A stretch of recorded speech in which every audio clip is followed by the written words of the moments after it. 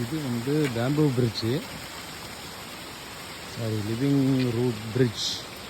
மரத்தோட வேர்லேயே வந்து பாலம் போட்டிருக்காங்க. மேலே வந்து பேம்பூஸ் வந்து சப்போர்ட்டுக்கு வச்சுருக்காங்க. இந்த பக்கம் இருக்க மரத்தோட வேரையும் அந்த பக்கம் இருக்க மரத்தோட வேரையும் கனெக்ட் பண்ணியிருக்காங்க. இந்த மரத்தையெல்லாம் பாருங்கள் இதில் எப்படி இருக்குங்க.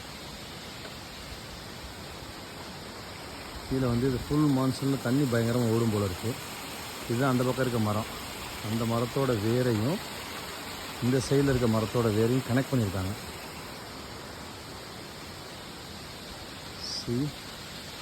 இங்கே ஒரு பெரிய மரம், ஆலமரம் தான், அதுதான் கனெக்ட் பண்ணியிருக்காங்க.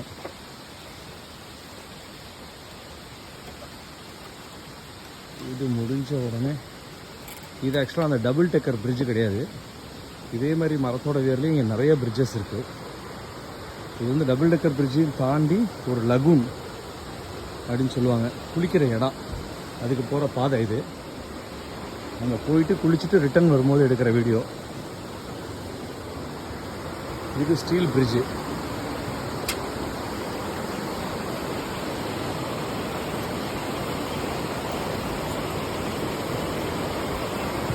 மேகாலயாவில் ஒன் திங் ஃபார் ஷுவருங்க, தண்ணியோட கிளாரிட்டி மட்டும் பாருங்களேன்.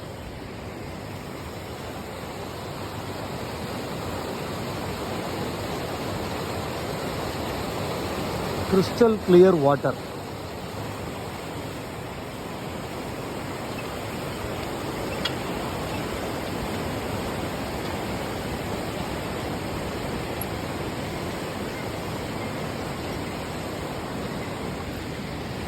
Hi.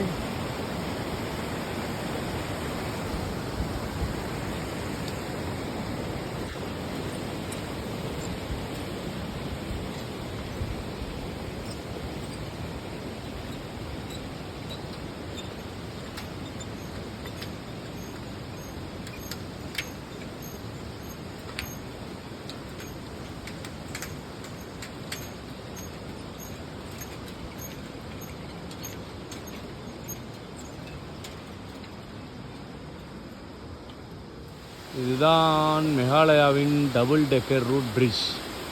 ஒரு பிரிட்ஜ் மேலேயும் ஒரு பிரிட்ஜ் கீழேயும் இருக்குது. இதில் என்ன பெரிய ஸ்பெஷலாக, இந்த மரம் வந்து பலாமரத்தோட வேரில் தான் இந்த ரெண்டு பிரிட்ஜும் பண்ணியிருக்காங்க. இந்த டபுள் டெக்கர் பிரிட்ஜ் பார்க்க வர்றவங்க இதை தாண்டி நீங்கள் ரெயின்போ ஃபால்ஸ் போனீங்கன்னா இதே மாதிரி வேரில் செஞ்ச பிரிட்ஜை ரெண்டு இடத்துல என்கவுண்டர் பண்ணுவீங்க. இது எல்லாமே ஆனால் பலாமரத்தோட வேர்.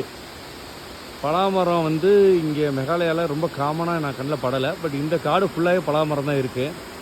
ஒரு சவுத் இந்தியன் 1980s முன்னாடி ஏதோ ஒரு வருஷம் சொல்கிறாங்க, எக்ஸாக்டாக வருஷம் தெரில.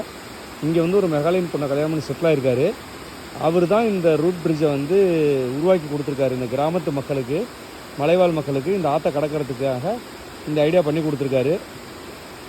ஸோ இந்த பிரிட்ஜு வந்து பல வருஷங்களாக இப்படி தான் இருக்குது.